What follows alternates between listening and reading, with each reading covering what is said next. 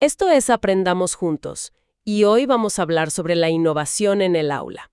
Específicamente, sobre cómo podemos transformar la educación para que sea realmente inclusiva para todas y todos. Un tema fundamental, sin duda. Sí, y para este análisis nos vamos a basar en las ideas de un libro muy interesante que se llama Innovación en el aula, Caminos hacia la inclusión educativa. Nuestra idea hoy es explorar cómo las aulas se están volviendo cada vez más diversas. ¿Y lo son? Tenemos estudiantes de distintas culturas, con diferentes idiomas, capacidades, estilos de aprendizaje. Exacto. Y durante mucho tiempo esto se vio como un desafío, ¿no? Como un problema. Totalmente. Pero la propuesta que vamos a analizar hoy es verlo como una bridge, como una gran oportunidad. Exactamente. Es que el cambio de paradigma es fundamental. Ya no se trata de, digamos, integración. A ver, esa es una distinción clave que hace el libro. Sí, porque la integración es cuando se espera que el estudiante se adapte a la escuela tal como es. O sea, el sistema no cambia. El sistema no cambia. El objetivo ahora es la inclusión, que es todo lo contrario. Implica que la escuela se transforma para responder a la diversidad de sus estudiantes. Es un cambio profundo, entonces. Profundísimo. Pone el foco en la equidad y sobre todo en el potencial de cada persona. Bueno, desarmemos esto. ¿Qué significa realmente diversidad en el aula? Porque intuyo que no hablamos solo de estudiantes con alguna discapacidad, ¿verdad? Para nada. Ese es un concepto que se quedó, digamos, un poco antiguo. Ajá. La diversidad abarca múltiples dimensiones, las capacidades físicas y cognitivas, por supuesto, pero también los contextos culturales, los socioeconómicos, los distintos idiomas. Los estilos de aprendizaje, el género. Todo. Todo lo que hace que cada estudiante sea una persona única. Hay una frase del educador Mel Einscough que es perfecta para esto. ¿Cuál es? Dice, la diversidad en el aula no es un problema que resolver, sino una riqueza que aprovechar. Me encanta esa frase, porque le da la vuelta por completo. Totalmente. Entonces, si la idea es aprovechar esa riqueza, ¿cuáles son los principios para hacerlo? ¿Cómo se pasa de la frase a la acción? Bueno, hay varios, pero el libro se enfoca en 3 conceptos que son clave: presencia, participación y logro. Presencia, participación y logro. A ver, vamos uno por uno. Claro, presencia es lo más básico. No basta con que los estudiantes estén físicamente presentes en el aula. O sea, que asistan a clase. Exacto. Eso es solo el primer escalón, porque un estudiante puede estar ahí, pero sentirse completamente invisible. Entiendo. Ahí entraría la participación, me imagino. Reales en su aprendizaje. Y esto, fíjate, se conecta directamente con la importancia de que los docentes tengan altas expectativas para todo el alumnado, Para todos por igual. sin excepción alguna. Ahí entra entonces el rol del docente como un agente de cambio, un verdadero transformador. Totalmente. Pero es importante también reconocer los retos, ¿no? El libro no es para nada ingenuo en esto. Claro, no todo es tan fácil. Menciona que solo alrededor del 60% de los países incluyan la educación inclusiva en la formación de sus profesores. Es un dato bastante bajo. Bajísimo. Y a esto se suman los currículos, que suelen ser muy rígidos, la falta de recursos, El día a día del aula. el día a día. Sin embargo, y esto es lo interesante, estos desafíos son precisamente el motor que impulsa la innovación. La necesidad como madre de la creatividad. Justo eso. Y aquí es donde se pone realmente interesante, me parece. Hablemos de cómo llevar esto a la práctica. El libro habla mucho de metodologías activas. ¿Qué son exactamente? Son estrategias que ponen al estudiante en el centro del aprendizaje. A ver. En lugar de que esté escuchando pasivamente una clase, se involucra activamente. Es un constructor de su conocimiento. ¿Y de estas cuáles destaca el libro? Menciona varias, pero 2 de las más potentes son el aprendizaje basado en proyectos, que se conoce como ABP, ABP, sí. y el aprendizaje basado en problemas, o ABPR. Suenan parecidos. ¿Cuál es la diferencia fundamental entre los dos? Es una buena pregunta, porque se suelen confundir. El ABP, el de proyectos, se orienta a crear un producto final concreto, algo tangible. Dame un ejemplo. Por ejemplo, diseñar y construir un huerto escolar sostenible. Ahí los estudiantes aplican conocimientos de matemáticas, de ciencias, de lenguaje. Entiendo, todo integrado en un proyecto con un resultado que se puede ver y tocar. Exacto.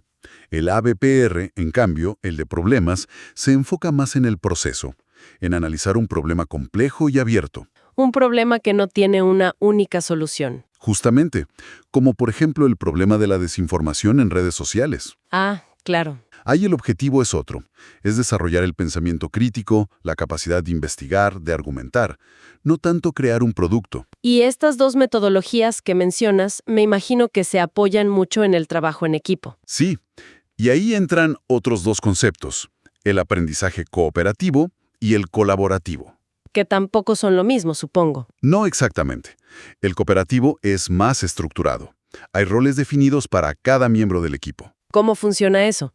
Hay una técnica muy buena que se llama rompecabezas o jigsaw. Rompecabezas. ¿Sí?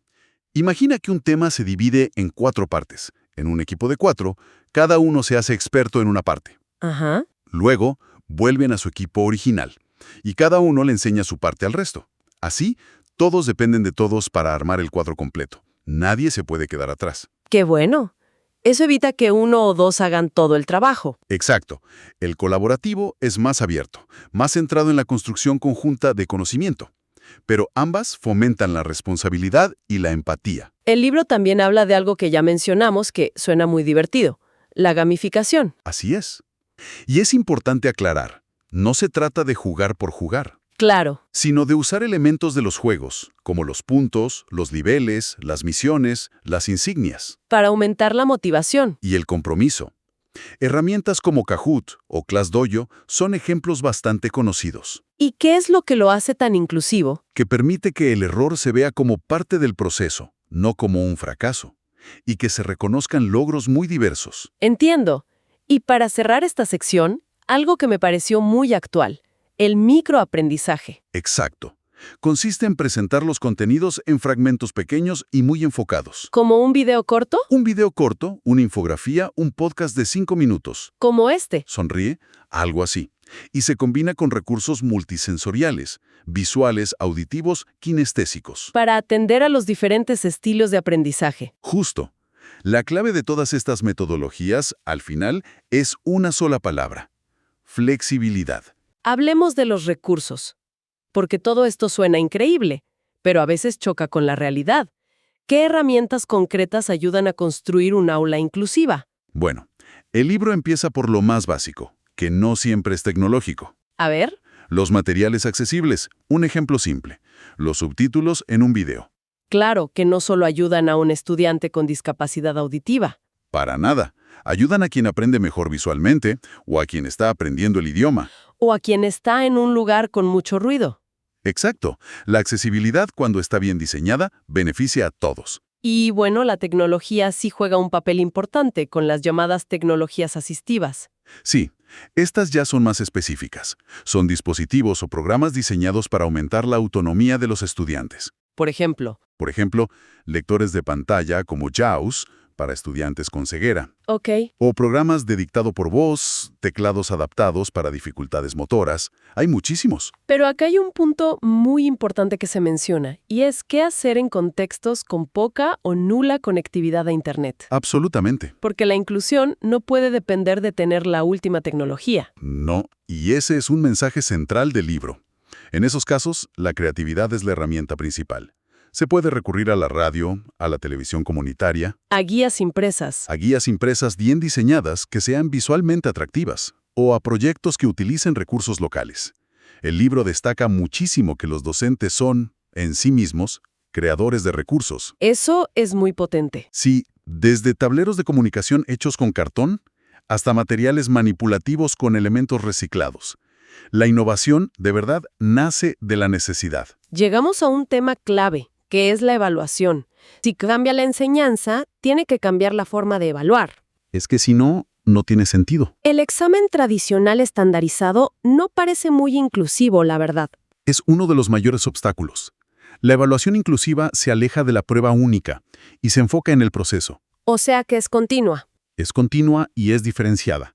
Se utilizan múltiples instrumentos: portafolios de trabajo, proyectos, presentaciones orales, debates. Se valora el progreso individual entonces. Exacto. No solo el resultado final comparado con el resto del grupo. Y para esto, el libro propone el uso de rúbricas inclusivas. ¿Cómo funcionan? ¿Qué las hace distintas? Una rúbrica, para empezar, es una guía que describe de forma muy clara qué se espera del estudiante. Ok. Una rúbrica inclusiva valora no solo el contenido, sino también la creatividad, el esfuerzo, la colaboración. Otras habilidades. Otras habilidades. Y su lenguaje tiene que ser sencillo, accesible, para que todos entiendan cómo van a ser evaluados desde el principio.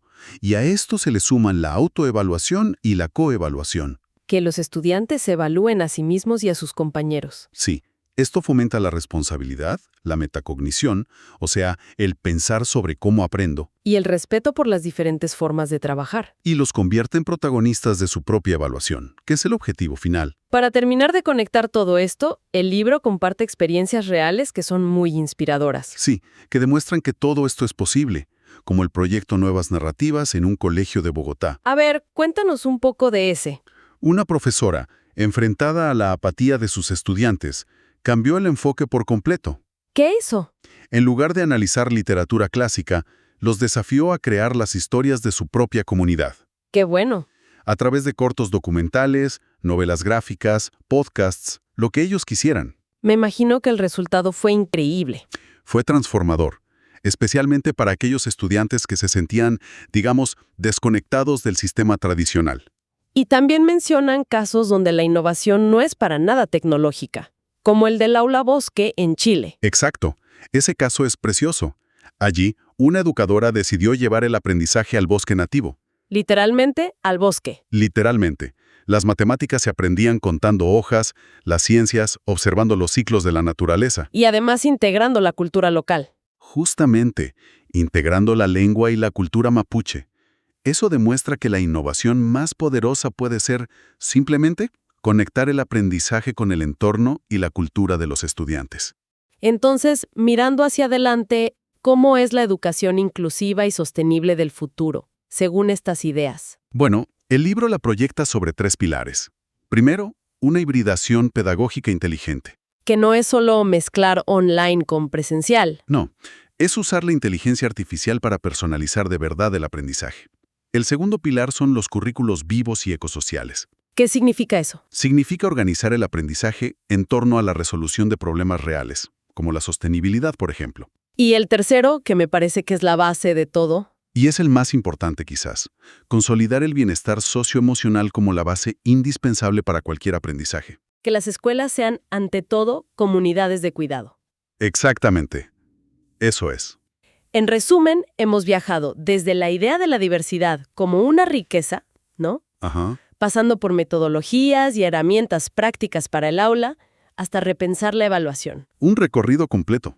Vimos que es posible transformar la educación a través de la creatividad y la colaboración. La lección principal, yo creo, es un cambio de mentalidad. Se trata de diseñar experiencias de aprendizaje que sean flexibles. Y de mantener altas expectativas para todos. Para todos, sin excepción. Y entender que la conexión humana es la base de todo. La educación del futuro, entonces, como un ecosistema de aprendizaje y bienestar. No lo podría haber dicho mejor. Y nos despedimos con una reflexión final para quienes nos escuchan. Si la meta de la educación no fuera que cada estudiante se adapte a un molde, sino que cada estudiante descubra y potencie su forma única de contribuir al mundo, ¿qué es lo primero que cambiaríamos en las escuelas que conocemos? ¡Hasta la próxima!